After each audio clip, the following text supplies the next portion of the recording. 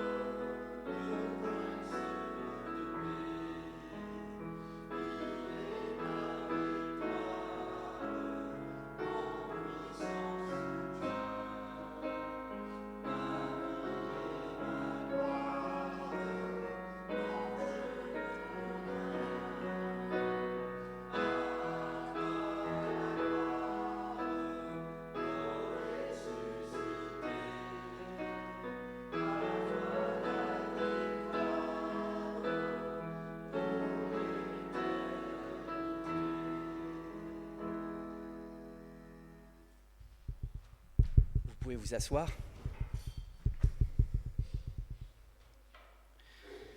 Dieu Tout-Puissant, éternellement béni, toutes tes œuvres te louent et te célèbrent, car ta bonté et ton amour surpassent toute compréhension.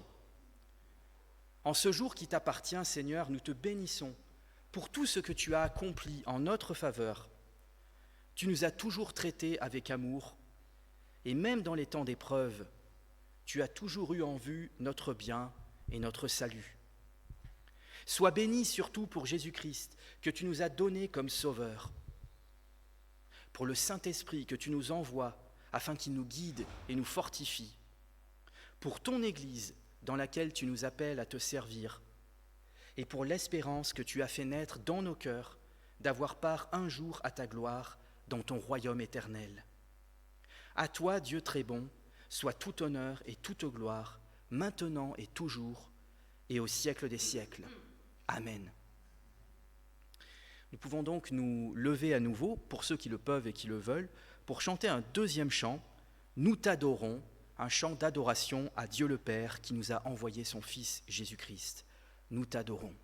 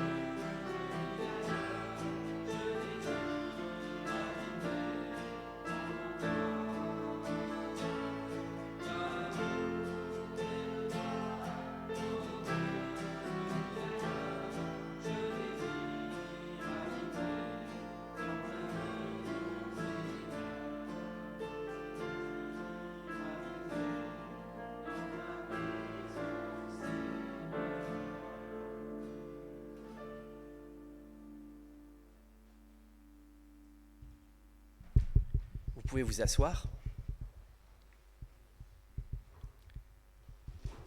Alors maintenant, nous pouvons prendre un temps de prière libre, un temps de louange, d'adoration, d'action de grâce envers notre Seigneur. Donc c'est le moment de faire monter vers lui, que ce soit dans notre cœur ou à voix haute, l'amour que nous lui portons, l'adoration que nous lui portons pour tout ce qu'il est, pour tout ce qu'il fait dans nos vies. Donc prions un moment le Seigneur pour le remercier, pour le louer, pour l'adorer. Prions donc.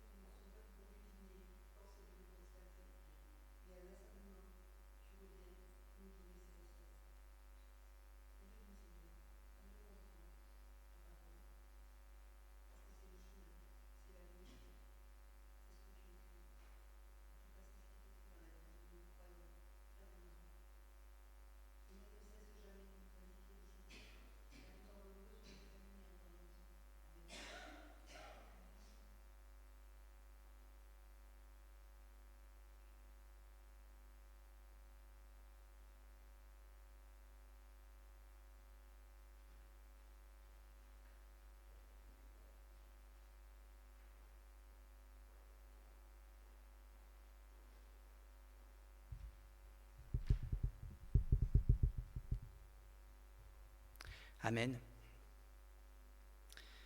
Je vais maintenant appeler Marie-Hélène qui va nous lire 2 versets de l'épître de Jacques, 2 versets pour particulièrement les chrétiens parmi nous qui passent par l'épreuve.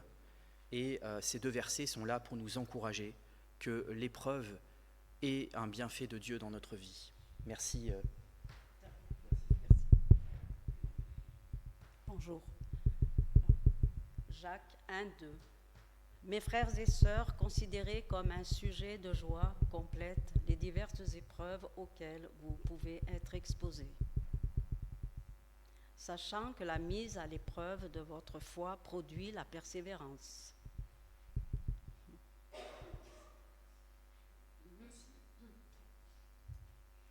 C'est tout.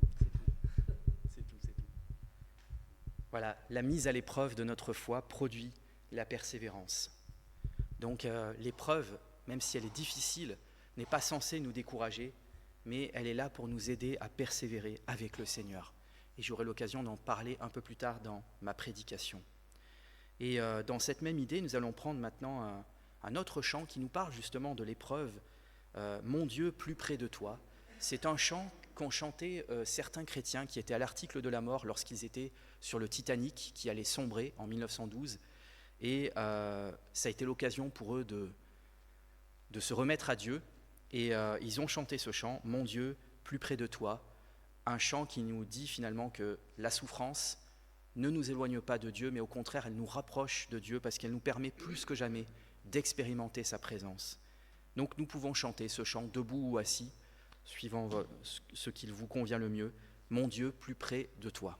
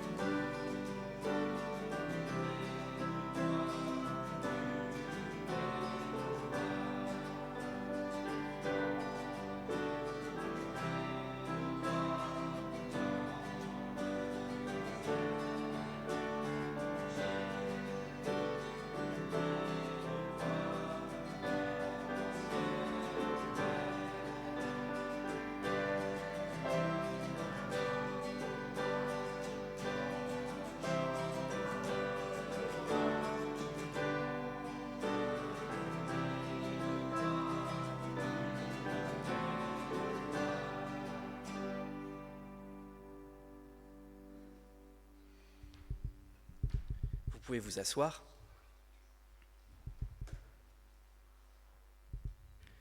Nous allons maintenant nous mettre à l'écoute de la loi du Seigneur pour nous. Voici ce que nous dit le Seigneur dans sa parole. Vivez en paix entre vous. Avertissez ceux qui vivent dans le désordre. Consolez ceux qui sont abattus. Soutenez les faibles. Soyez patients envers tous. Prenez garde que personne ne rende le mal pour le mal, mais recherchez toujours le bien entre vous et à l'égard de tous. Soyez toujours joyeux, priez sans cesse. En toutes circonstances, rendez grâce, car telle est à votre égard la volonté de Dieu en Jésus-Christ. N'éteignez pas le Saint-Esprit, ne méprisez pas les prophéties, mais examinez toutes choses et retenez ce qui est bon. Abstenez-vous du mal sous toutes ses formes. Abstenez-vous du mal sous toutes ses formes. Et donc, à l'écoute de tous ces commandements divers et variés du Seigneur, nous pouvons prendre un temps de silence pour chacun nous examiner devant le Seigneur et lui confesser notre péché, nos péchés, dans le silence de notre cœur. Donc nous pouvons prendre quelques minutes pour faire le point avec le Seigneur et lui demander pardon pour toutes les choses qui sont sur notre cœur et même pour les péchés dont nous n'avons pas forcément conscience. Donc prions donc un moment en silence.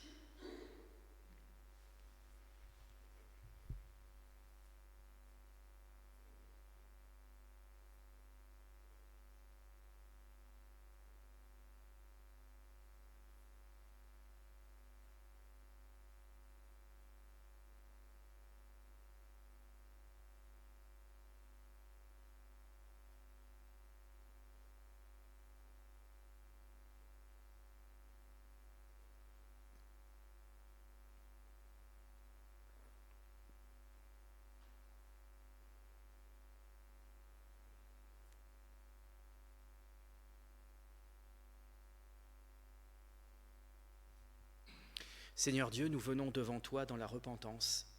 Nous avons péché, nous t'avons trahi et nous avons besoin de ton pardon. Chaque fois que nous nous sommes crus abandonnés de toi, refusant de voir que c'était nous qui t'avions quitté, nous t'avons trahi, Seigneur, aie pitié de nous. Chaque fois que nous avons négligé de te faire connaître autour de nous, parce que nous faisons nous-mêmes peu de cas de ta grâce, nous t'avons trahi. Seigneur, aie pitié de nous. Chaque fois que la médiocrité de notre vie a voilé ton amour, ou que nos fautes ont obscurci pour les autres l'éclat de ton évangile, nous t'avons trahi. Seigneur, aie pitié de nous. Chaque fois que nous avons parlé de l'amour du prochain, en donnant si peu de nous-mêmes, nous t'avons trahi. Seigneur, aie pitié de nous.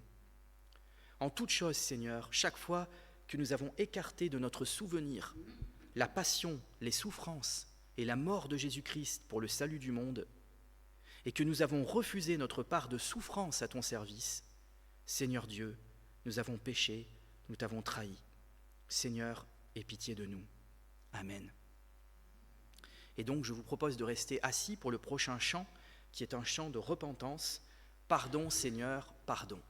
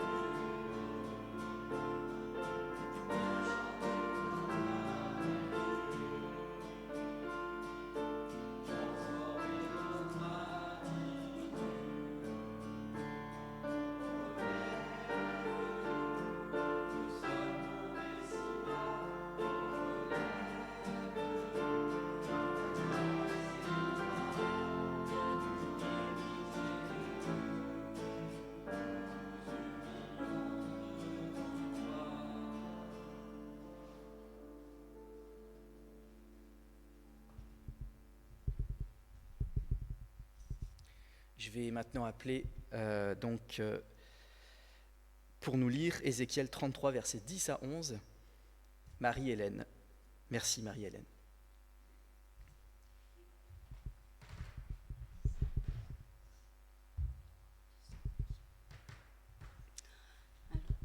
Ézéchiel 33, 10.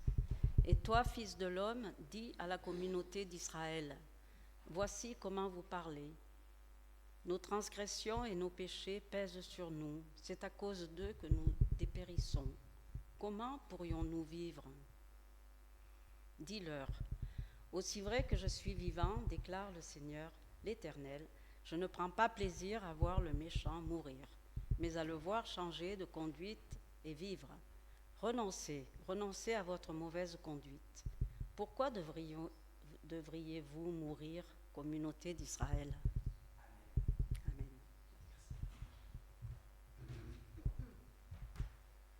Donc vous voyez ce texte magnifique d'Ézéchiel 33, versets 10 et 11, un texte que nous pouvons partager à tous nos amis chrétiens qui se sentent écrasés par le joug de la condamnation, qui pensent qu'ils sont allés trop loin dans le péché et qu'ils ont commis le péché impardonnable. Nous avons dans Ézéchiel 33, 10 et 11, le Seigneur qui nous dit « Mais revenez, parce que je ne désire pas que vous mouriez. » Et donc, il n'est jamais trop tard avec le Seigneur, et c'est pourquoi c'est le temps de l'annonce du pardon. Et nous pouvons nous lever pour cette annonce du pardon du Seigneur pour nous. Christ est mort pour les péchés, lui, juste pour les injustes, afin de nous amener à Dieu. À tous ceux qui se tournent vers Dieu dans une vraie repentance et qui cherchent leur salut en Jésus-Christ, Dieu leur accorde maintenant le pardon de leurs péchés. Amen. Alors nous pouvons rester debout pour la confession de foi du credo. Donc la confession de foi du credo, c'est un résumé de tout ce que nous croyons en tant que chrétiens. Donc nous pouvons le dire tous ensemble.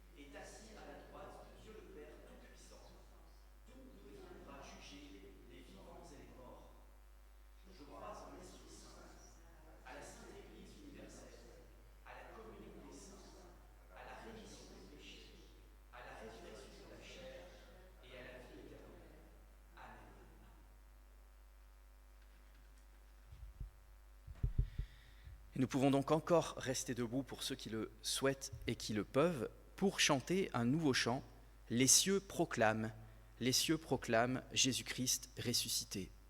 Les cieux proclament.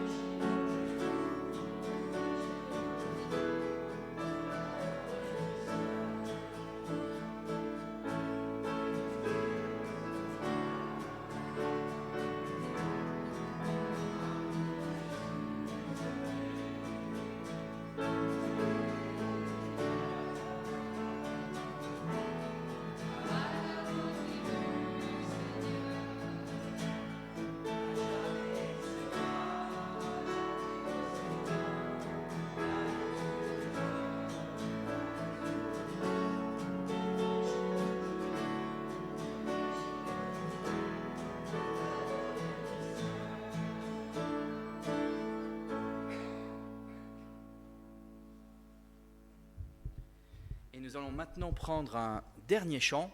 Je n'ai que toi dans le ciel. Et en fait, dans ce chant, il nous est dit que Dieu seul est notre soutien. Et j'aurai l'occasion d'en parler dans ma prédication. Je n'ai que toi.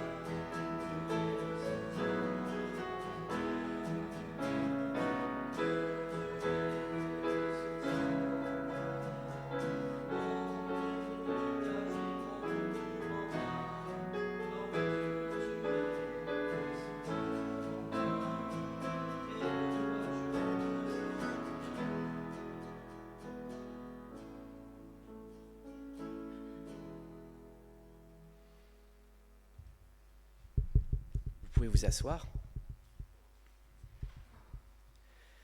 C'est maintenant le temps de l'offrande dans laquelle nous sommes appelés à offrir nos dons pour le service de l'Église, mais en toute liberté, personne n'y est forcé, car souvenons-nous de la parole de l'apôtre Paul qui nous a dit « Quand je distribuerai tous mes biens pour la nourriture des pauvres, si je n'ai pas l'amour, cela ne me sert à rien. » Donc, nous devons tout faire avec amour, y compris même le don de notre offrande. Et je vais donc appeler notre cher Gérard pour recueillir l'offrande. Merci Gérard.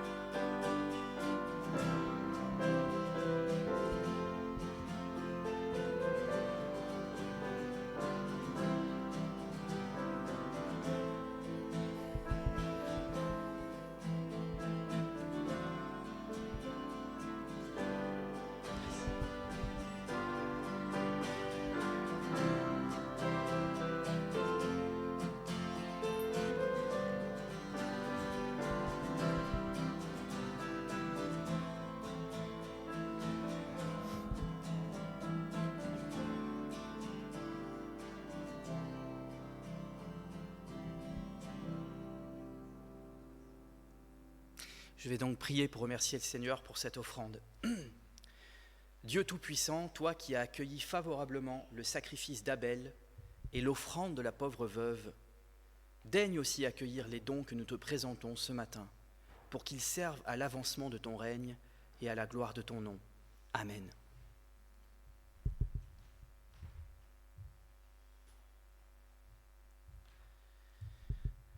Je vais maintenant prier pour Catherine et pour les enfants. Je tiens à remercier Charles pour la projection aujourd'hui. Merci Catherine et Tom pour la louange.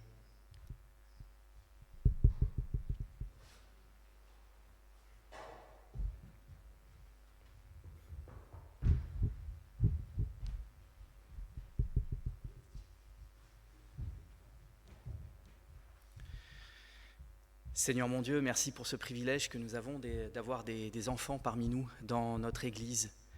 Merci Seigneur Jésus-Christ pour tout l'amour que tu leur portes. Je te prie qu'ils puissent te découvrir chaque jour un peu plus. Je te prie que tu conduises notre sœur Catherine par ton Saint-Esprit dans cette école du dimanche, qu'elle puisse arriver à leur transmettre par ta grâce quelque chose de ton amour pour eux, quelque chose de ta parole si précieuse. Veille sur chacun d'eux, sur chacune d'elles, Seigneur, protège-les du mal, protège-les des mauvaises fréquentations, protège-les et garde-les dans ta main. Au nom de Jésus-Christ, Amen.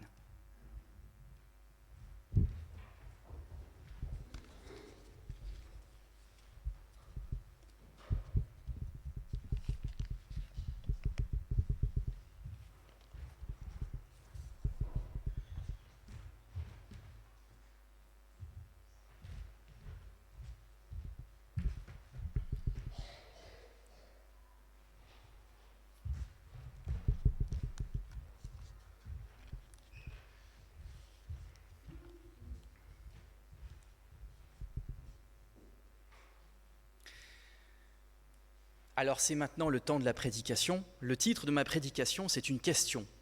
Envie de tout laisser tomber. Je pense que c'est une question que parfois nous pouvons nous poser en tant que chrétiens. Ce n'est pas une bonne question à se poser, mais c'est une question qui peut être une tentation dans nos vies. Quand nous voyons la souffrance autour de nous ou dans notre propre vie, parfois nous pouvons malheureusement sentir un mouvement de révolte qui va naître dans notre cœur contre le Seigneur. Si cela ne vous est jamais arrivé, alors vraiment que Dieu en soit loué. Mais le texte que nous allons lire ce matin nous parle d'un croyant fidèle, Asaph, qui était vraiment un croyant fidèle à Dieu, mais qui, à un moment donné de son existence, a failli abandonner la foi, pour parler clairement, parce qu'il voyait autour de lui plein de gens qui n'étaient pas chrétiens, plein de gens qui se comportaient très mal, et qui finalement avaient une meilleure vie que lui, alors que lui souffrait au quotidien. Donc nous allons ce matin lire son histoire qu'il nous rapporte dans le psaume 73, et cela peut vraiment nous aider si aujourd'hui ou même demain nous passons par l'épreuve. Donc nous allons lire le psaume 73 dans la parole de Dieu.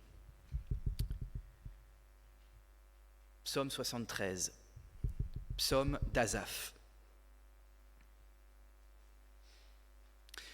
Oui, Dieu est bon pour Israël, pour ceux qui ont le cœur pur. Toutefois, mon pied allait trébucher, mes pas étaient sur le point de glisser, car j'étais jaloux des vantards, en voyant le bien-être des méchants. Rien ne les tourmente jusqu'à leur mort, et leur corps prend de l'embonpoint. Ils n'ont aucune part aux souffrances humaines, ils ne sont pas frappés comme le reste des hommes. C'est pourquoi ils se parent de l'orgueil comme d'un collier. La violence les enveloppe comme un manteau. Leurs yeux ressortent dans un visage plein de graisse. Les mauvaises pensées de leur cœur débordent. Ils ricanent et parlent méchamment d'opprimés. Ils profèrent des discours hautains. Leur bouche s'attaque au ciel et leur langue balaie la terre. Voilà pourquoi son peuple se tourne de leur côté. Il boit leurs paroles avidement comme de l'eau. Et il dit : comment Dieu pourrait-il savoir ? Y a-t-il de la connaissance chez le Très-Haut ? Voici comment sont les méchants. Toujours tranquilles, ils augmentent leur richesse. C'est donc pour rien que j'ai purifié mon cœur et que j'ai lavé mes mains en signe d'innocence ? Chaque jour, je suis frappé. Tous les matins, je suis repris. Si je disais « je veux parler comme eux », alors je trahirais tes enfants. Quand j'ai réfléchi pour comprendre cela, la difficulté a été grande à mes yeux, jusqu'au moment où je suis entré dans les sanctuaires de Dieu et où j'ai prêté attention au sort final des méchants. Oui, tu les places sur un terrain glissant, tu les fais tomber dans la ruine, et voilà, en un instant, ils sont détruits, ils ont disparu, anéantis par l'épouvante. Comme un rêve qui se dissipe au réveil, Seigneur, À ton réveil, tu repousses leur image. Lorsque mon cœur était aigri et mes reins transpercés, j'étais idiot et je ne comprenais rien. J'étais devant toi comme une bête. Cependant, je suis toujours avec toi. Tu m'as empoigné la main droite. Tu me conduiras par ton conseil. Puis, tu me prendras dans la gloire. Qui d'autre ai-je au ciel? Et sur la terre, je ne prends plaisir qu'en toi. Mon corps et mon cœur peuvent s'épuiser, mais Dieu sera toujours le rocher de mon cœur et ma bonne part. Oui, ceux qui s'éloignent de toi vont à leur perte. Tu réduis au silence tous ceux qui te sont infidèles.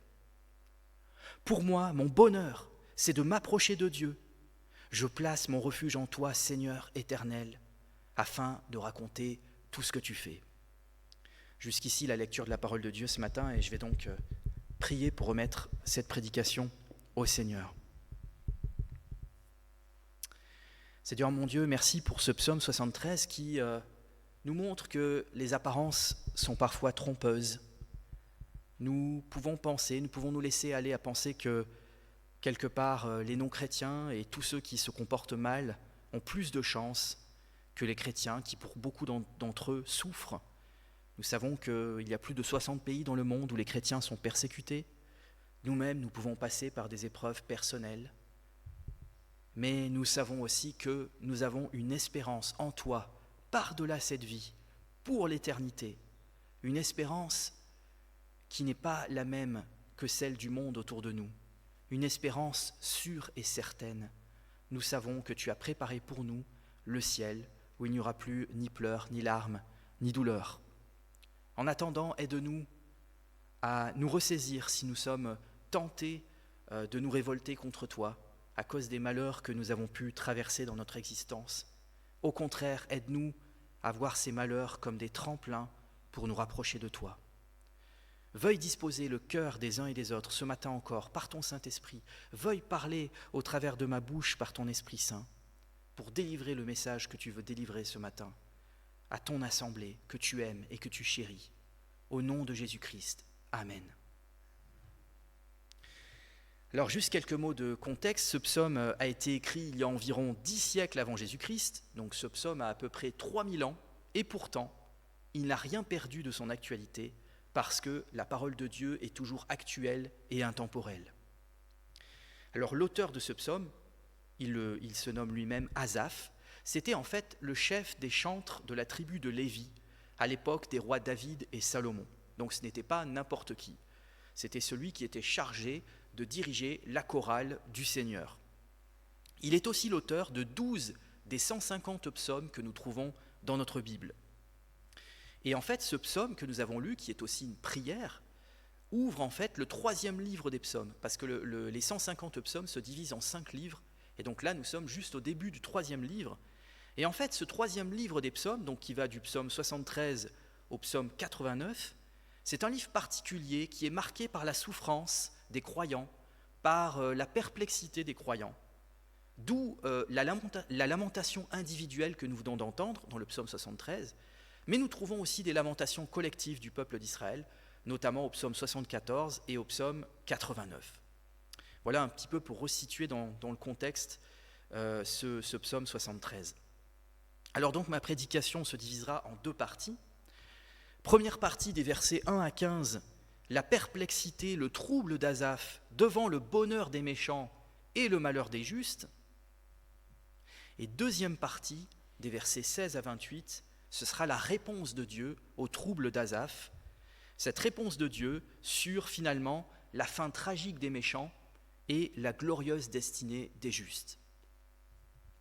Alors, première partie, versets 1 à 15, la perplexité d'Asaph devant le bonheur des méchants et le malheur des justes. Avant toute chose, le psaume, dès le verset 1, commence par rappeler et par déclarer avec force la bonté de Dieu. Oui, Dieu est bon pour Israël, pour ceux qui ont le cœur pur. Donc cette préface du psaume nous montre que l'essentiel du psaume ne se trouve pas dans les plaintes d'Asaph, mais l'essentiel du psaume est là pour nous dire que Dieu est bon. non seulement envers nous les croyants, nous le verrons plus tard, mais aussi même envers les méchants. Nous allons le voir maintenant. Mais il n'empêche que le psalmiste, Asaph, ce grand homme de Dieu, est troublé en constatant la prospérité des méchants et la souffrance des justes. Alors déjà, qu'est-ce qu'un méchant ? Il est bon de définir les termes.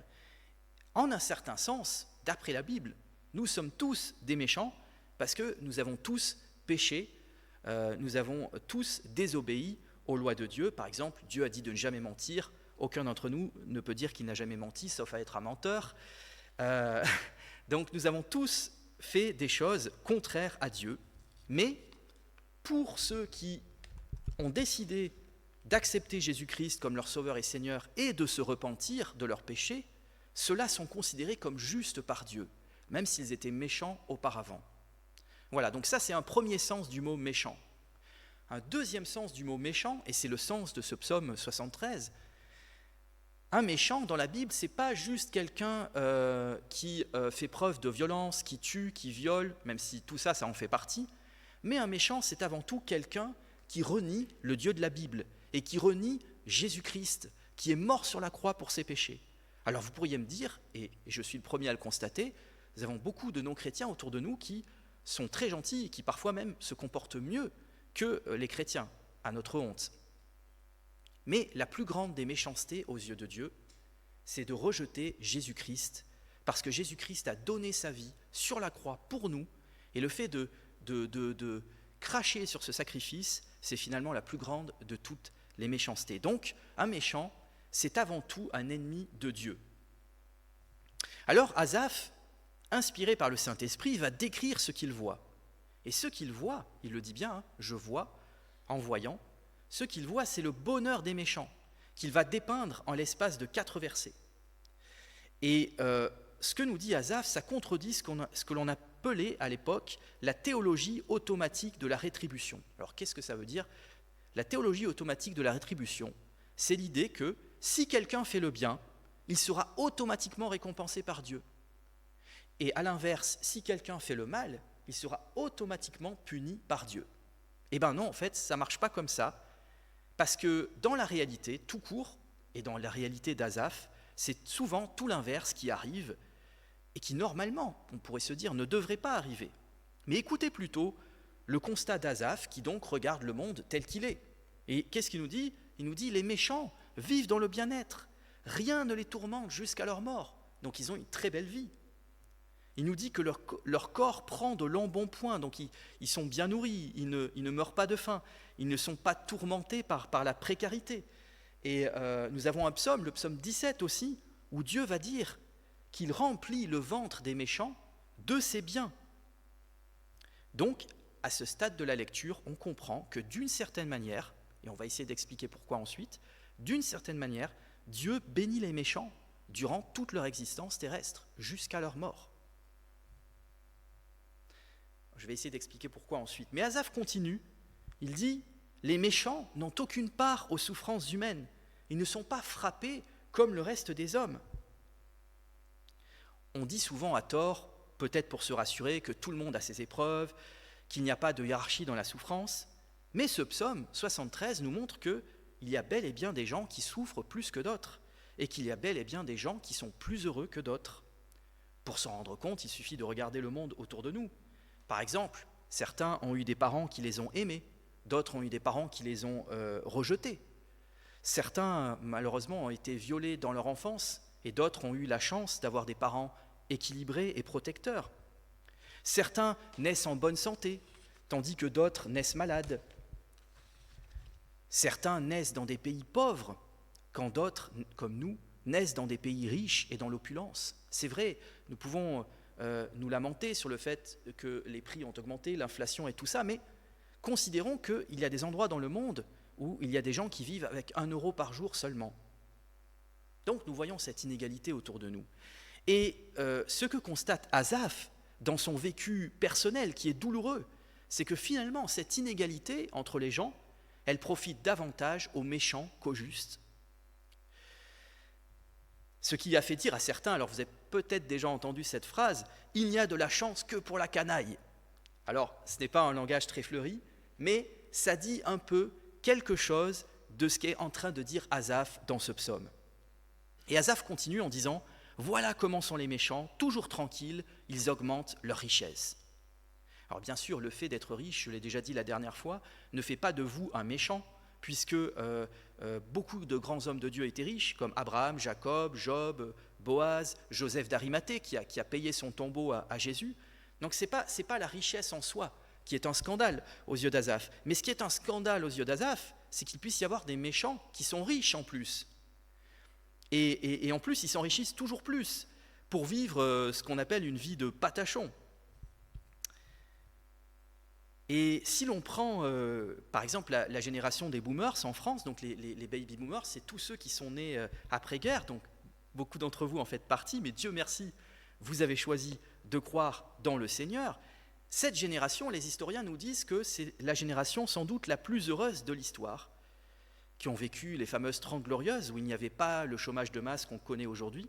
Et pourtant, le constat est accablant. Beaucoup d'entre eux, beaucoup de personnes de cette génération ont malheureusement totalement rejeté Dieu, qui pourtant leur a donné de vivre cette époque.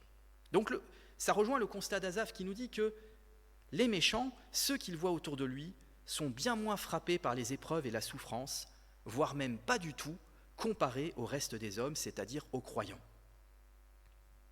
Donc, le psaume 73 nous dit que oui, les méchants expérimentent un bonheur réel. On ferait erreur si on voulait le nier. Asaph n'est pas en train de forcer le trait, il n'est pas en train d'exagérer. Alors maintenant, pourquoi ? Peut-être vous dites-vous, mais d'accord, ok, mais pourquoi ?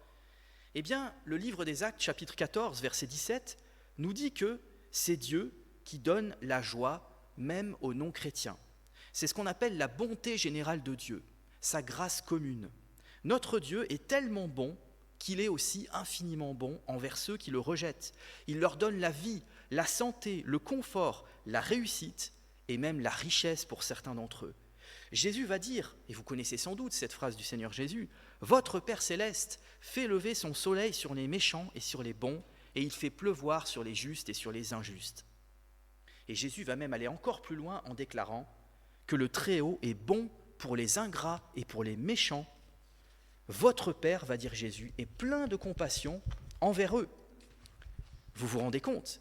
Dieu donne constamment, jour après jour, la vie, la respiration, la santé, la nourriture, le bien-être en abondance et même des richesses à des gens qui au quotidien le rejettent et le haïssent, des gens qui n'en ont rien à faire de lui. Mais Dieu, qui est un Dieu d'amour, qui n'est pas un Dieu mesquin, ne leur retire pas leur bonheur pour autant. Et peut-être, si vous avez fait de l'évangélisation, vous l'avez déjà entendu, il y a des gens qui ne sont pas chrétiens qui vous diront « mais moi, je n'ai pas besoin de Dieu, je suis très heureux sans Dieu ». Et le problème, c'est qu'en fait, ils ne réalisent pas que tout ce qu'ils ont de bien dans leur vie leur vient du Seigneur. Et surtout, ils ne prennent pas en compte la question de leur salut. Donc, ne vous étonnez pas si vous voyez des méchants prospérer autour de vous, si vous voyez des méchants être mieux lotis que d'autres chrétiens, si vous voyez des méchants qui profitent mieux de la vie que vous, eh bien oui, la Bible nous dit que c'est vrai. Alors, du coup, quel est le comportement des méchants qui finalement résulte de leur bonheur ? Parce qu'on pourrait s'attendre à ce que, vu toute la bonté dont Dieu fait preuve envers eux, en retour, fassent preuve de gratitude envers le Seigneur, fassent preuve de repentance, comme cela aurait dû logiquement être le cas. Un Dieu si bon qui continue de les bénir malgré leur méchanceté. Eh bien non, c'est tout l'inverse qui arrive. Asaph nous dit « C'est pourquoi ils se parent de l'orgueil comme d'un collier. » L'orgueil, le maître péché, qui a perdu le diable et ses anges, et qui pourrait tous nous perdre si nous nous laissions piéger par lui. En fait, ces méchants que nous décrit Asaph ne pensent dépendre de personne, et surtout pas de Dieu. L'orgueil est leur parure, l'orgueil est leur collier. Le psaume 36 nous dit que le méchant est quelqu'un qui se voit d'un œil trop flatteur pour reconnaître son crime et pour le détester. Donc, étonnamment, ce psaume nous montre que le bonheur et la chance de ces méchants les rendent orgueilleux, tandis que le malheur et la malchance vont souvent rendre les justes davantage humbles. Alors ici, les méchants sont décrits plus particulièrement comme des vantards, suivant la traduction second, et la vantardise est un grave péché aux yeux du Seigneur, et le Seigneur a un message spécial pour les vantards. Dans le psaume 75, versets 5 et 6, il va dire, donc Dieu va dire, « Je dis à ceux qui se vantent, ne vous vantez pas, et aux méchants, ne levez pas la tête, ne levez pas si haut votre tête, ne parlez pas avec tant d'arrogance. » Mes chers frères et sœurs en Christ, nous n'avons pas à nous vanter de quoi que ce soit, car nous sommes de misérables pécheurs. Et tout ce que nous avons de bien dans nos vies, nous le devons au Seigneur et pas à nous-mêmes. Le self-made man, ça ne marche pas avec Dieu. L'homme qui se fait lui-même, par lui-même, ça ne marche pas avec Dieu. L'apôtre Paul va nous dire « Qu'as-tu que tu n'aies reçu ? Et si tu l'as reçu, pourquoi t'en glorifies-tu » Donc on voit dans la parole de Dieu que le Seigneur a en horreur l'orgueil et la vantardise. Mais pourtant, malgré tout, ces méchants que nous décrit Asaph subsistent, malgré leur orgueil, malgré leur vantardise, Dieu ne les frappe pas pour autant. Et on voit que de cet orgueil découle même la violence. Il nous dit la violence les enveloppe comme un manteau. Alors bien sûr, il peut s'agir de violence physique, mais aussi de violence verbale envers Dieu et envers les hommes. Et le psaume 11, verset 5, va nous dire que Dieu déteste ceux qui aiment la violence. Donc vous voyez, le constat est assez accablant. Bien souvent, le bonheur endurcit vis-à-vis de Dieu, vis-à-vis des autres. Et je crois que le problème de beaucoup d'Occidentaux, et je dirais même de beaucoup de Français, c'est qu'ils se suffisent à eux-mêmes. Ils ont l'illusion de l'autosuffisance, parce qu'ils ont la chance d'être nés dans un pays qui pourvoit à peu près à tous leurs besoins. Dans une société où nous avons tout, nous avons l'illusion de l'autosuffisance, nous avons l'illusion que nous n'avons pas besoin de Dieu. Asaph continue, « Leurs yeux ressortent dans un visage plein de graisse, les mauvaises pensées de leur cœur débordent. » Donc on voit que le cœur des méchants est rempli de mauvaises pensées, pas des pensées de Dieu, mais des mauvaises pensées envers le Seigneur, envers ses valeurs, des mauvaises pensées de convoitise, des mauvaises pensées envers les autres.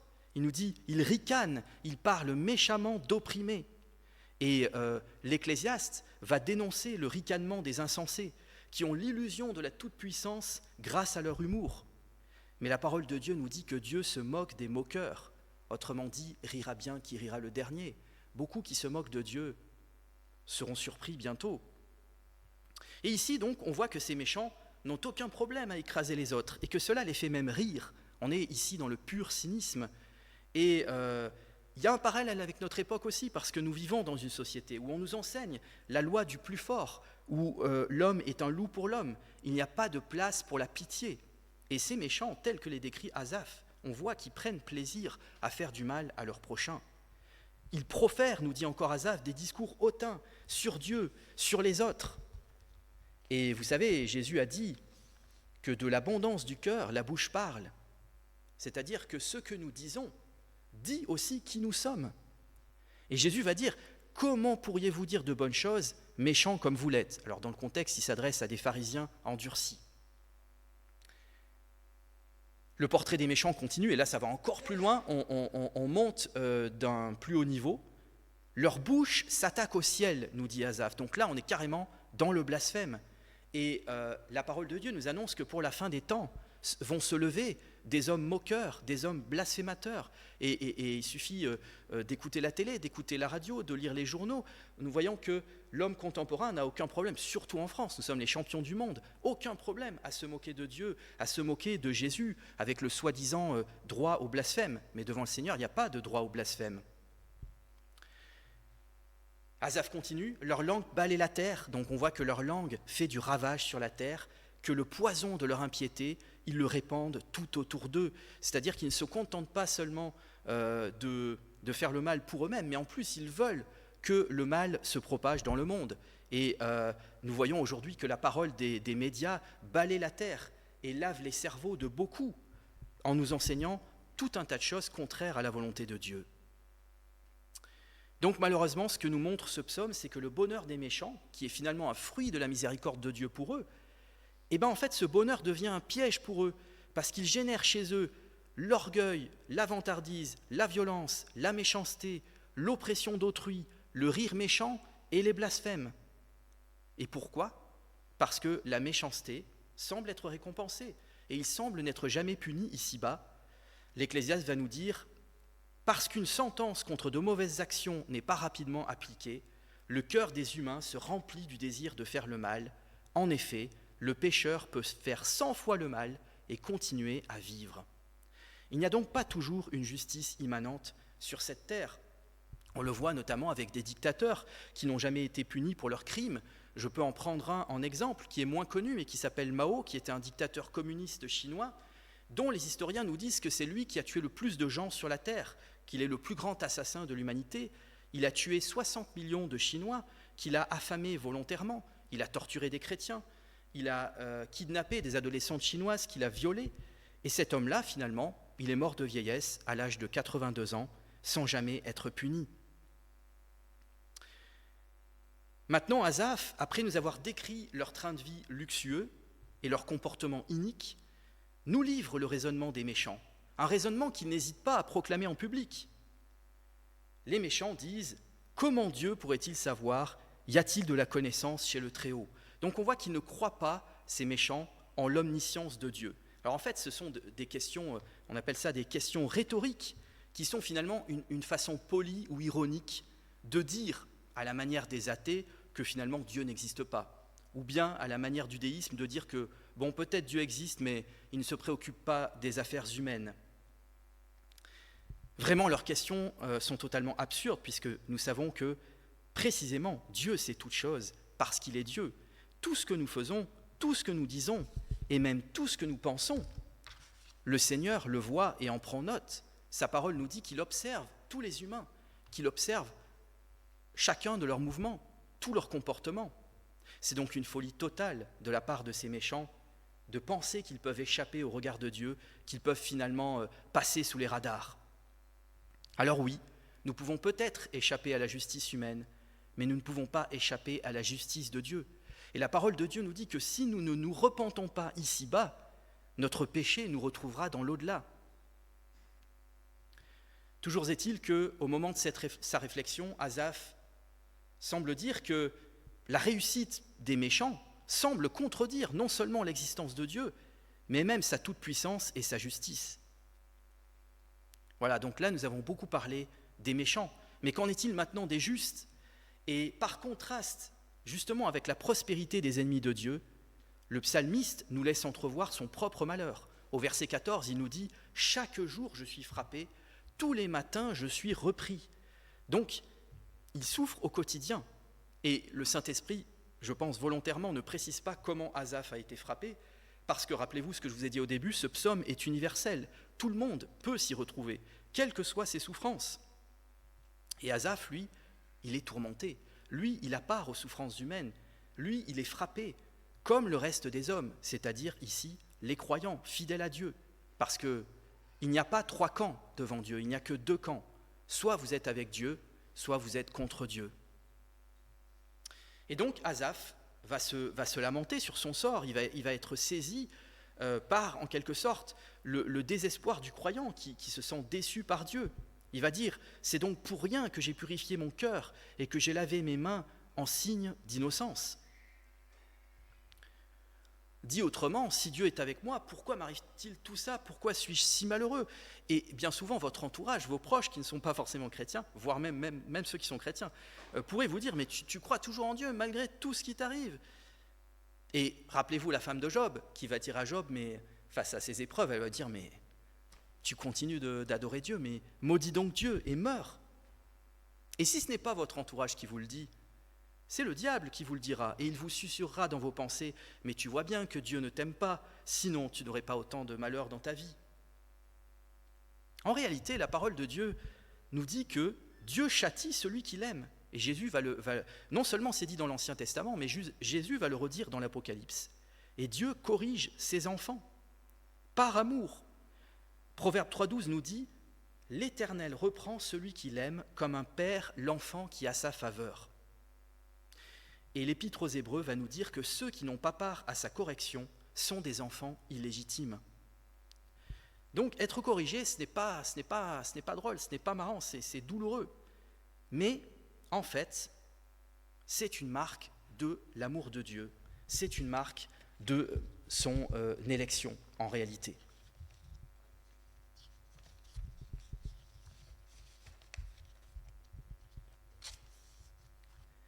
Donc ne vous étonnez pas si vous voyez s'ouvrir les authentiques enfants de Dieu ou si vous souffrez vous-même malgré votre foi, car comme je l'ai dit tout à l'heure, dans plus de 60 pays dans le monde, les chrétiens sont persécutés pour leur foi. Mais Asaph, au départ, il ne comprend pas tout ça. Il est dans l'incompréhension la plus totale. « Je ne comprenais rien », avouera-t-il plus tard au verset 22. Et en fait, cette incompréhension, elle est le fruit de son aigreur et de sa souffrance, parce qu'il dit bien « Lorsque mon cœur était aigri et mes reins transpercés, j'étais idiot et je ne comprenais rien, j'étais devant toi comme une bête. » Donc on voit que parfois, l'amertume, l'aigreur, qui sont finalement des péchés, peuvent nous fermer la compréhension vis-à-vis de Dieu. Alors Asaph, il nous le dit au verset 2, il a été tenté de trébucher, il a été tenté de glisser. Pour le dire autrement, Asaph, qui était le chef des chantres de l'Éternel, ce grand homme de Dieu, était sur le point d'abandonner la foi. Qu'est-ce que ça nous montre ? Ça nous montre que personne n'est invulnérable, que personne n'est à l'abri d'une chute. Et l'apôtre Paul nous a dit « Prenez garde que celui qui croit être debout prenne garde de ne pas tomber ». Dieu merci, Asaph a seulement été tenté, mais il n'a pas cédé à la tentation. Même s'il a quand même commis un péché, puisqu'il nous dit qu'il a été jaloux et envieux des méchants. Et l'Épître aux Galates, au chapitre 5, nous dit que l'envie et la jalousie sont des péchés aux yeux de Dieu, qui mènent en enfer comme d'autres péchés. Et le peuple de Dieu, qu'en est-il du peuple de Dieu ? Eh bien, au verset 10, Asaph nous en dit quelque chose. Il nous dit « son peuple », donc là il parle du peuple de Dieu, eh bien il va se tourner du côté des méchants pour une partie d'entre eux. Il va boire leurs paroles avidement comme de l'eau, nous dit Asaph, plutôt que la parole de Dieu. Donc là on nous parle de juifs apostats, de juifs à l'époque qui ont abandonné le Seigneur pour suivre la voie des méchants parce qu'ils ne pensaient qu'à leur réussite terrestre. Nous-mêmes, nous pouvons nous poser la question, à quelles paroles buvons-nous avidement ? Est-ce que nous buvons les paroles des hommes ou est-ce que nous buvons la parole de Dieu ? Si on ne recherche que la réussite terrestre, que le bonheur terrestre, alors je peux vous garantir une chose, on finira tous par apostasier, par abandonner le Seigneur. Ce n'est pas moi qui le dis, mais c'est Jésus. Il a prévenu, dans la parabole des 4 terrains, il a dit que certains, lorsqu'ils sont frappés au moment des épreuves, eh bien, à ce moment-là, ils abandonnent Dieu. Alors qu'ils avaient cru à un moment donné, ils avaient même reçu la parole avec joie, nous dit Jésus, mais quand l'épreuve arrive, eh bien, ils abandonnent le Seigneur. Dieu merci, Asaph, lui, il ne va pas franchir cette ligne rouge, parce qu'il va dire au verset 15, « Si je parlais comme eux, c'est-à-dire si je parlais comme ces Juifs qui ont abandonné Dieu, alors je trahirais tes enfants. » Par parenthèse, on voit que tout le monde n'est pas enfant de Dieu, contrairement à ce qu'a déclaré le pape il n'y a pas longtemps, puisqu'il a déclaré récemment que tous les chemins mènent à Dieu. Non, ce n'est pas vrai. Tous les chemins ne mènent pas à Dieu. Seul Jésus-Christ nous mène à Dieu, nous dit la parole de Dieu.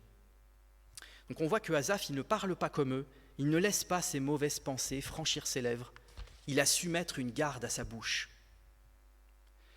Et en fait, pour chacun d'entre nous, les pensées de doute, les pensées de défiance envers Dieu, c'est notre combat quotidien. Ça a été le combat d'Adam et Ève, qui malheureusement ont cédé à la tentation, quand le diable leur a dit « Dieu a-t-il vraiment dit ?» Le doute est l'un de nos plus grands ennemis. Le doute, c'est vraiment l'anti-foi. Et nous devons lutter contre le doute. Nous devons rendre toutes nos pensées captives à l'obéissance de Jésus-Christ. Donc lorsque le doute nous assaille, ne nous laissons pas aller à proférer des paroles insensées qui pourraient être une occasion de chute pour nos frères et sœurs. C'est pourquoi Asaph dit « Je trahirais tes enfants si je parlais comme eux ». C'est-à-dire que ce que nous disons peut avoir un impact sur notre entourage, y compris sur des chrétiens plus faibles que nous. Alors si Asaph ne va pas franchir cette ligne rouge de parler comme les méchants, il nous dit pourquoi. C'est parce qu'il va prêter attention, nous dit-il, au sort final des méchants. Et c'est là où j'en arrive donc à ma deuxième partie. La réponse de Dieu au trouble d'Asaph, la fin tragique des méchants et la glorieuse destinée des justes. Donc, comme on l'a vu, Asaph admet sa très grande perplexité face à ce qui ressemble finalement à un double scandale.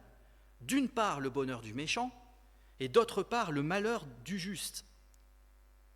il l'avoue, quand j'ai réfléchi pour comprendre cela, la difficulté a été grande à mes yeux. Pourquoi ? Parce que à ce moment-là, Asaph, il était focalisé sur la vie présente. Et c'est vrai que si on ne regarde uniquement qu'à la lumière de la vie terrestre, alors oui, toutes ces inégalités, toutes ces injustices restent un mystère insoluble.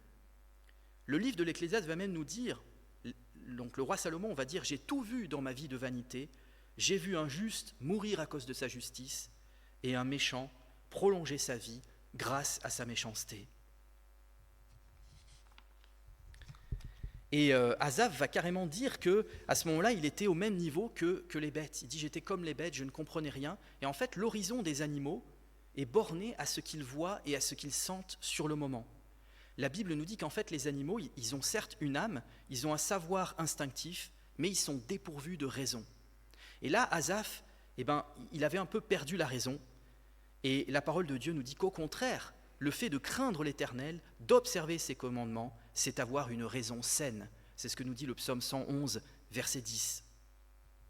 Alors, qu'est-ce qui va aider finalement Asaph à sortir de l'incompréhension ? Eh bien, tout simplement, la prière. La prière. Il va dire, jusqu'au moment, donc j'étais dans l'incompréhension, jusqu'au moment où je suis entré dans les sanctuaires de Dieu.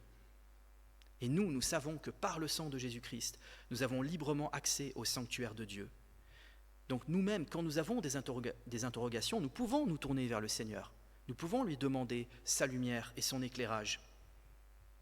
Et c'est ainsi que le Seigneur va répondre à Asaph d'une manière qui peut paraître surprenante. En fait, il va rediriger les pensées d'Asaph vers le sort final des méchants.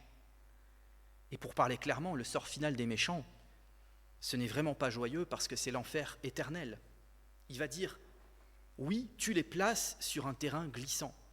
Et le tu ici, c'est bien Dieu. C'est le Dieu de la justice.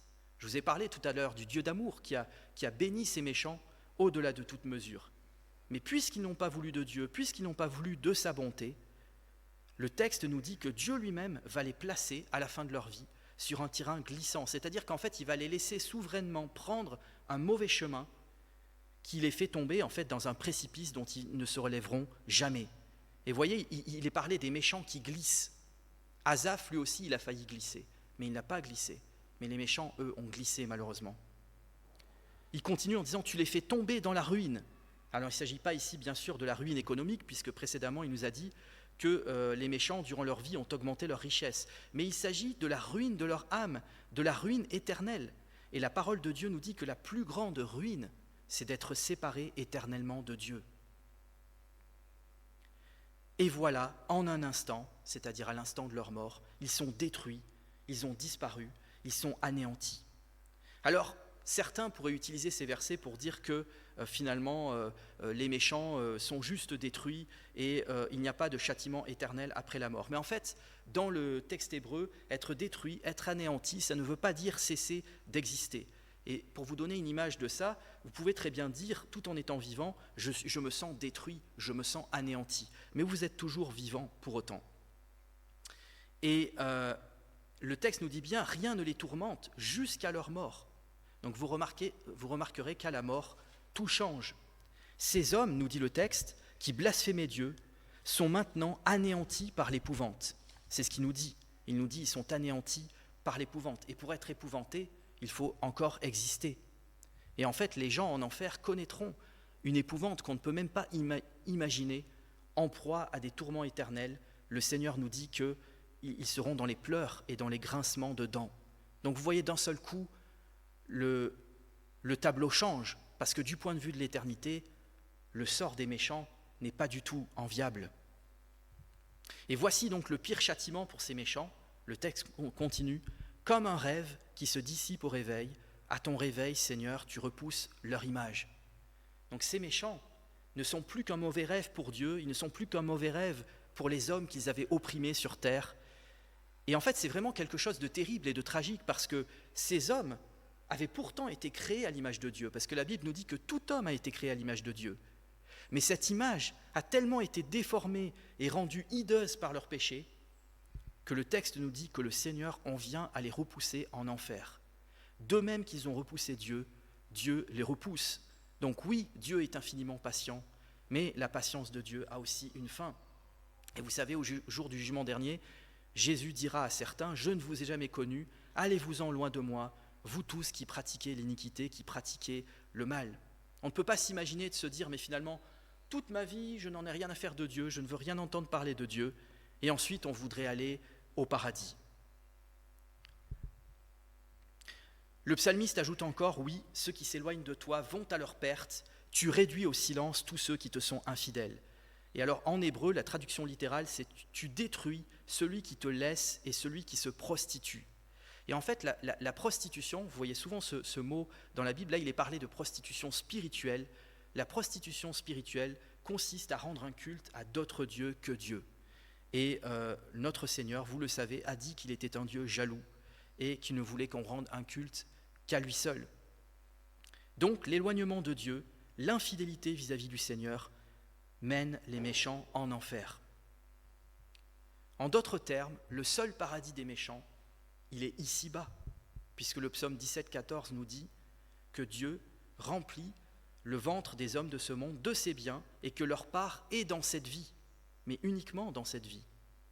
Et Jésus va dire à ceux qui le rejettent et qui sont quand même bénis sur cette terre, voici ce qu'il va leur dire. Malheur à vous les riches, alors évidemment il s'agit ici des mauvais riches, comme je l'ai dit tout à l'heure. Malheur à vous les riches, car vous avez votre consolation. Malheur à vous qui êtes comblés maintenant, car vous aurez faim. Malheur à vous qui riez maintenant, car vous serez dans le deuil et dans les larmes. Et souvenez-vous de l'histoire de Lazare, du pauvre Lazare et du mauvais riche. On voit que au mauvais riche, il va être dit, mais en fait, tes biens, tu les as eus sur la terre, et maintenant tu souffres. Lazare, lui, il a eu ses maux sur la terre, et maintenant il est consolé. Donc vous voyez, de l'autre côté de l'éternité, il y aura un rééquilibrage. Ayant dit toutes ces choses très dures envers les méchants, je dois quand même dire que Dieu patiente envers le méchant, parce que Dieu veut que le méchant se repente et soit sauvé. Et en fait, la bonté du Seigneur, elle n'était pas censée être un piège pour le méchant. Au contraire, la bonté du Seigneur était censée pousser le méchant à la repentance. Voilà ce que va dire l'apôtre Paul dans l'épître aux Romains. Il va dire aux méchants, « Méprises-tu les richesses de sa bonté, de sa patience, de sa générosité, en ne reconnaissant pas que la bonté de Dieu te pousse à la repentance. Par ton endurcissement et par ton refus de te repentir, tu t'amasses un trésor de colère pour le jour où Dieu révélera sa colère et son juste jugement. » Donc, pourquoi Dieu ne les punit pas ici-bas ? Nous avons ici un début de réponse. C'est justement parce que Dieu sait, contrairement à ces méchants qui disent que Dieu ne sait pas, Dieu sait, lui, la punition terrible qui les attend de l'autre côté. Alors maintenant, arrivons-en aux justes pour terminer. Pour les justes, il en est tout autrement.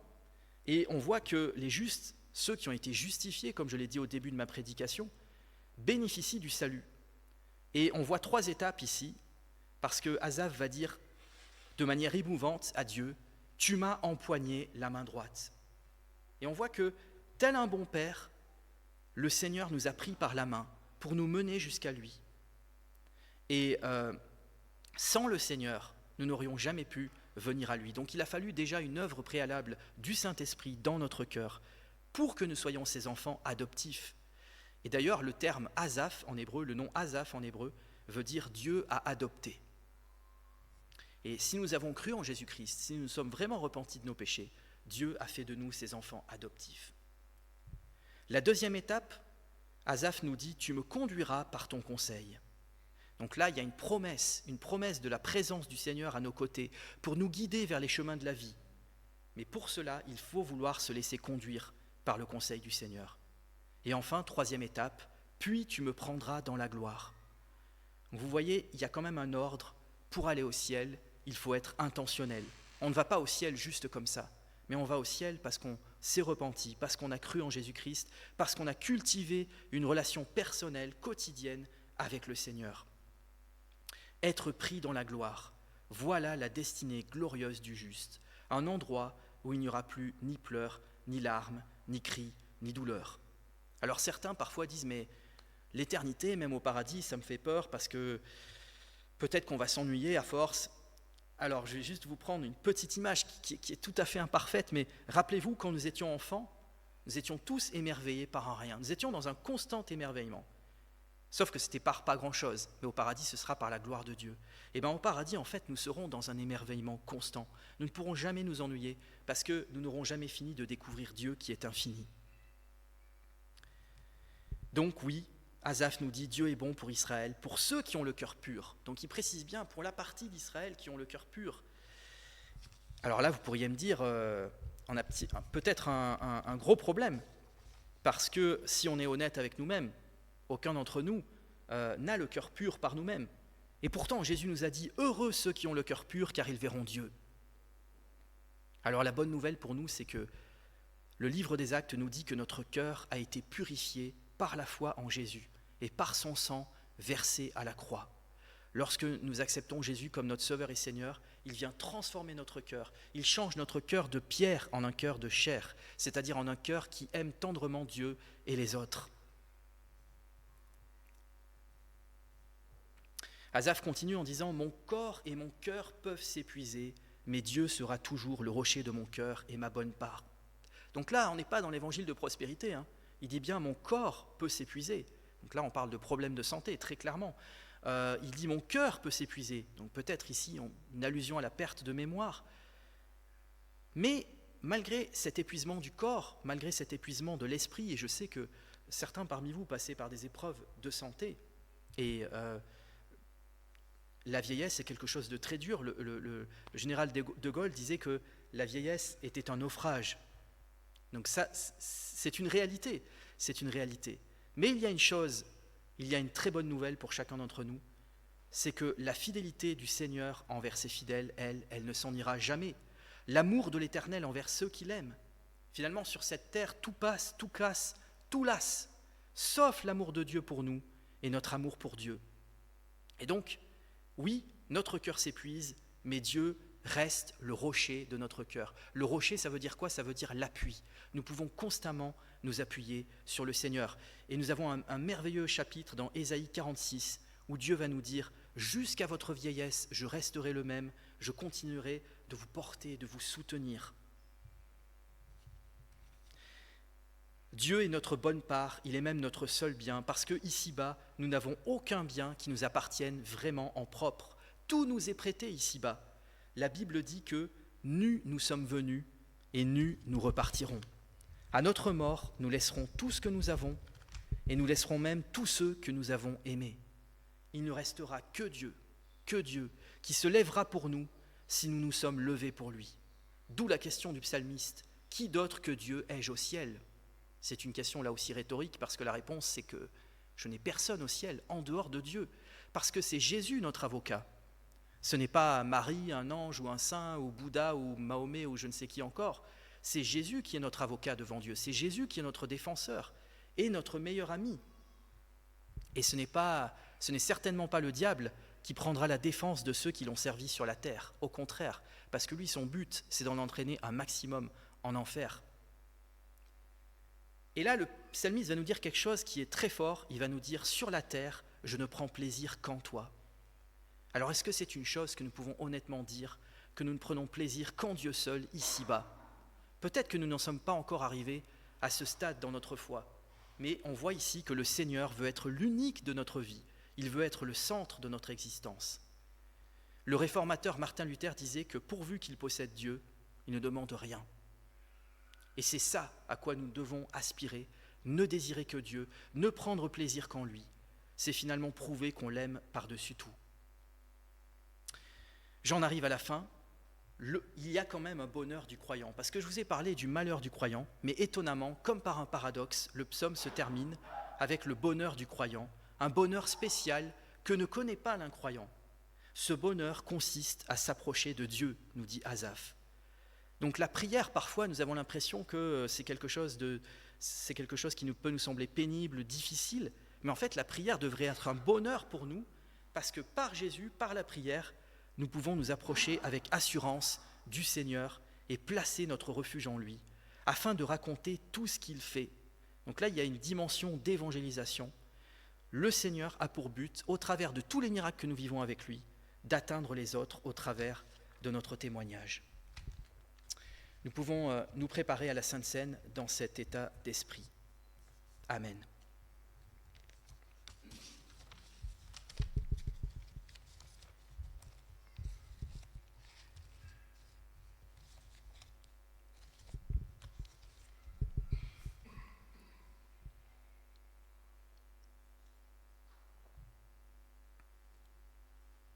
Alors élevons nos cœurs vers le Seigneur pour nous préparer à la Sainte Seine. Voici ce que nous dit la parole de Dieu.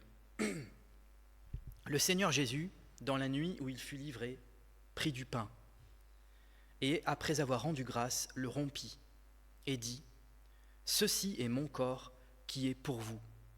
Faites ceci en mémoire de moi. » De même, après avoir soupé, il prit la coupe et dit : « Cette coupe est la nouvelle alliance en mon sang. Faites ceci en mémoire de moi toutes les fois que vous en boirez. Car toutes les fois que vous mangez ce pain et que vous buvez cette coupe, vous annoncez la mort du Seigneur jusqu'à ce qu'il vienne. C'est pourquoi celui qui mangera le pain et boira la coupe du Seigneur indignement sera coupable envers le corps et le sang du Seigneur. Que chacun donc s'examine soi-même et qu'ainsi il mange du pain et boive de la coupe. » Donc là, il y a aussi un avertissement très clair du Seigneur. Si nous avons vraiment cru en Jésus-Christ comme notre Seigneur et Sauveur, si nous sommes vraiment repentis de nos péchés, nous pouvons nous sentir libres de venir au repas de la Sainte Seine. Dans le cas contraire, il vaut mieux nous abstenir. Je vais donc prier pour remettre ce temps de Sainte Seine au Seigneur. Seigneur Jésus, c'est toi qui nous invites à ta table et qui présides ce repas par ton esprit. C'est avec humilité, c'est avec reconnaissance que nous voulons prendre le pain que tu nous offres et que nous voulons tendre les mains pour recevoir la coupe des délivrances. Ce matin encore, reçois notre sacrifice de louange, d'adoration, d'action de grâce. Merci Seigneur Jésus, merci de t'être abaissé jusqu'à devenir l'un des nôtres en revêtant notre chair mortelle. Ce pain que nous allons prendre en est le signe saint. Merci Jésus, merci Seigneur Jésus de nous avoir aimés jusqu'à offrir ta vie pour nous accorder le pardon et pour nous faire entrer dans ton alliance. Cette coupe que nous allons prendre en est le signe saint. Père céleste, dans l'attente du jour glorieux où ton Fils nous accueillera à la table du royaume, envoie sur nous l'Esprit Saint, afin que nous ayons communion au corps et au sang du Christ et que nous soyons nourris de sa vie. Fortifie-nous et garde-nous jusqu'à ce que nous soyons tous parvenus à l'unité de la foi et de la connaissance du Fils de Dieu. Nous te le demandons au nom du Seigneur Jésus-Christ, avec qui nous te prions le Notre Père, et je vous invite à prier le Notre Père avec moi. Notre Père qui es aux cieux, que ton nom soit sanctifié, que ton règne vienne, que ta volonté soit faite sur la terre comme au ciel. Donne-nous aujourd'hui notre pain de ce jour. Pardonne-nous nos offenses, comme nous pardonnons aussi à ceux qui nous ont offensés. Et ne nous soumets pas à la tentation, mais délivre-nous du mal, car c'est à toi qu'appartiennent le règne, la puissance et la gloire pour les siècles des siècles. Amen. Donc ce matin, le Seigneur Jésus appelle chacun de ceux qui croient en lui à sa table. Je vais donc demander à Gérard pour la distribution. Merci Gérard.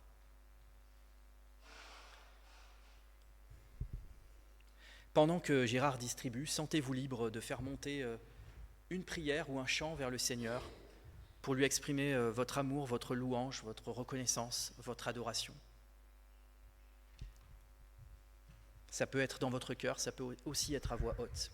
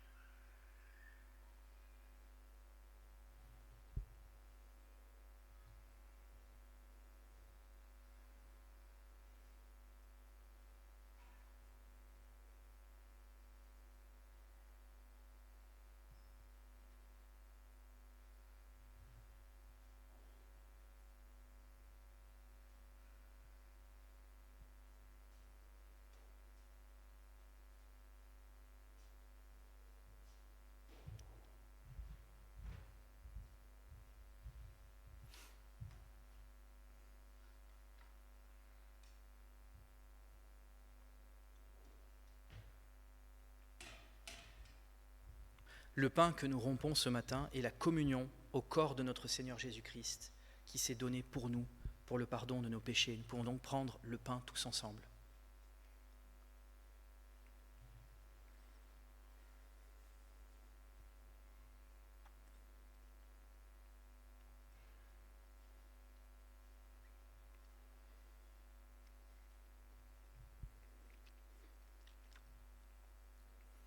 La coupe de bénédiction pour laquelle nous rendons grâce ce matin est la communion au sang de notre Seigneur Jésus-Christ, le sang de la nouvelle alliance qui a été répandu pour nous, pour la rémission de nos péchés. Nous pouvons donc prendre la coupe tous ensemble en souvenir du Seigneur et de son sacrifice.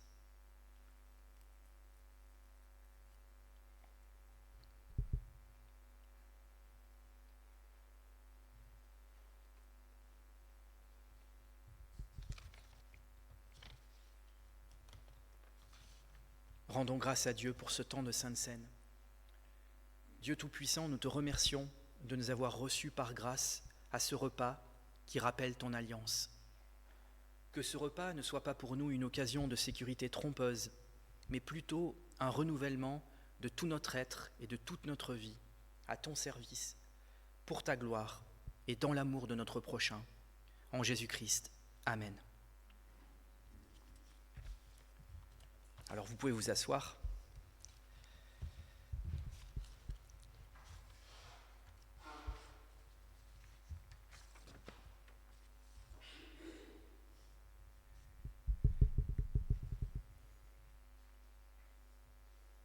Suite à ce moment de Sainte Seine qui est à la fois une communion avec le Seigneur et une communion des frères et sœurs, nous arrivons au temps d'intercession.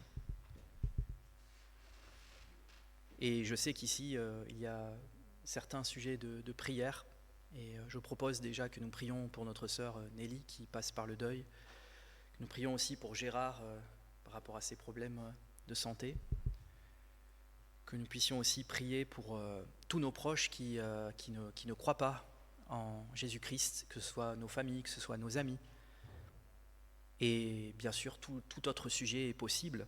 Donc, sentez-vous libre. C'est un temps de prière libre, de faire monter toutes vos requêtes au Seigneur. Prions donc.